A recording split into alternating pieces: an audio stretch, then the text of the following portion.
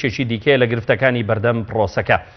بۆ قسەکردن سەبارەت بۆ گرفتانە سامان فەتاح پەیامنێری پەیاممان لەگەڵدایە. سامان سڵاو لێبێ، ئەگەر بکرێت لە ڕێگەی میوانەکەتەوە ڕوونکردنەوەی پێویست سەبارەت بە گرفتەکانی بەردەم پرۆسەی خوێندن لە پارێزگای هەڵەبجە بۆ بینەرانی پەیام بخەیتە ڕوو. ئایا شکاندنی بایکۆت گرفتی خوێندنی چارەسەر کردووە؟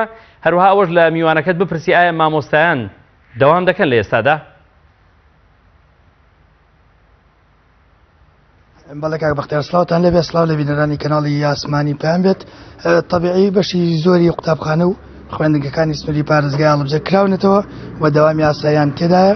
لەگەڵ ئەوەشدا کەم و کورتیە هێشتا لە قوتابخانەکانە بەدیەکرێ لە ڕووی بوونی مامۆستا، لە ڕووی شاغیری وانەکان لە بەروی بەشێک لە مامۆستایان تا ئێستا نەگەڕاونەتەوە هۆڵەکانی خوێندن بەشێک لە مامۆستایان بایکۆتیان نەشکاندووە. من بۆ زانیاری زیاتر بەڕێوەبەری قوتابخانەیەکم لەگەڵایە بۆ ئەوەی کە لە کەم و کورتی پرۆسەی خوێندن بزانم لە سنووری هەڵەبجە پرسیاری لە یەکەم مامۆستا ئیقبال سوپاس بۆ دەرفەتەی بە مندا بایکۆت شکاندنی بایکۆت کەم و کورتەکانی پەروەردەی چارەسەر کردووە. بەڵێ سپاس بۆ ئێوەیش و بۆ کەناڵی ئاسمانی پەیامیش و سڵاو لە بینەرانی بەڕێزیش. بەنسبەت شکاندنی بایکۆتەوە دیارە قوتابخانە و خوێندنگاکان وەکو هیچ دامەزراوە و فەرمانگەیەکی تر نین، چکە ئەگونجێ لە دایرەیەکە مەسەڵەن بۆ لە دایرەی تەقاعوددا لە هەر فەرمانگەیەکی ترە ئەگەر ژوورێک 5 مۆزەفی تیا بێت، سییانیان دەوام کەن و دوانیان دەوام نەکەن، سییانەکەش بتوانێت کاری دوانە غایبەکە بکات.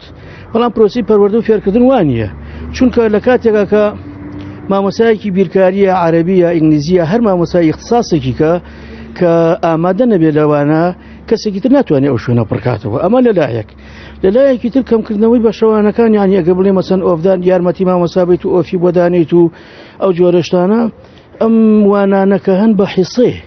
بۆ نمونە مەسەن بۆ نمونە زانست 6 حیسەیەدا پۆلی حوتە کە تۆ ئەگەر بتەوێ ئۆفێدە بۆ مامۆساکە دانێ بیکەی بە 5 حیسە، ئەمە زیان لە پرۆسەکەی یا بیرکاری 5 حیسەیە، ئەگەر بیکەی بە 4 حیسە زیان لە پرۆسەکەی. ئەمەش نەبوون ینی کامل نەبوونی مامۆسا لە قوتابخانەکە بەڕاستی بۆتە ئەوەی کە گرفتێک بۆ پرۆسی پەروەردە و فێرکردن ئەنجام دات، ئەلبەتە نەک لە هەموو قوتابخانەکانە بەڵام لە زۆرێکیان.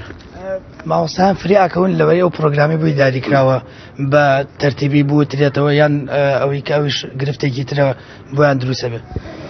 وڵی دیارە معلومی جەنابتانە کە ساڵانێکە کە ئەو هەموو کاتە هەبووە سێرەکەی مباشرە لە 1 نوێ مباشرە بۆ لە 15 نوێ دەوام دەستی پێکردووە تا گەیوەتە نزیکی مانگی 5 و ناوەڕاستی 5 و سەرەتای 5 دەست خوێنراوە.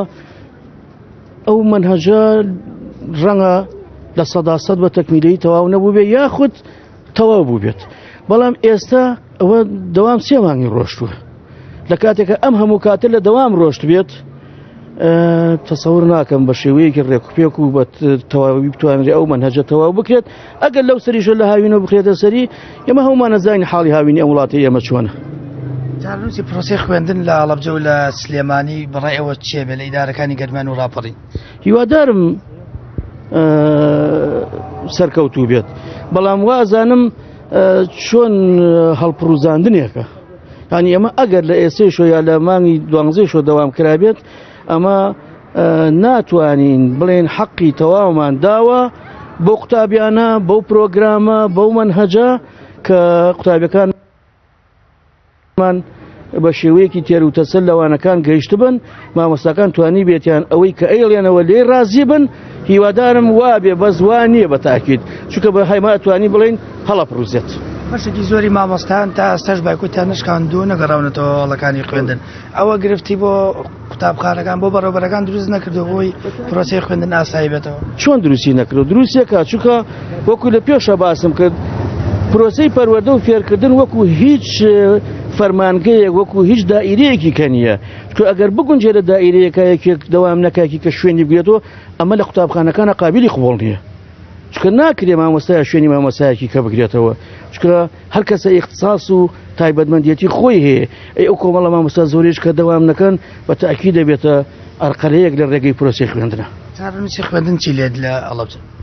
هیوادارم باش بێت. بەس وەکو پێشتریش وتم، لەوانەیە ئێمە ساڵەکە بەڕێ بکەین، لەوانەیە ئیمتیحان تاقیکردنەوەکانیش بکەین، ئەنجامیش بدرێتەوە بە قوتابیان و دەریشن یاخود بڵێن خوانە خواستە بکەون بەڵام وە ئەزانم وەکو ساڵانی نۆرماڵ نابێت هیوادارم سەرکەوتوو بن. زۆر سپاس بۆ پێمێرمان سامان فەتاح لە شاری هەڵەبجار ڕاستەوخۆ لەگەڵمان بووی.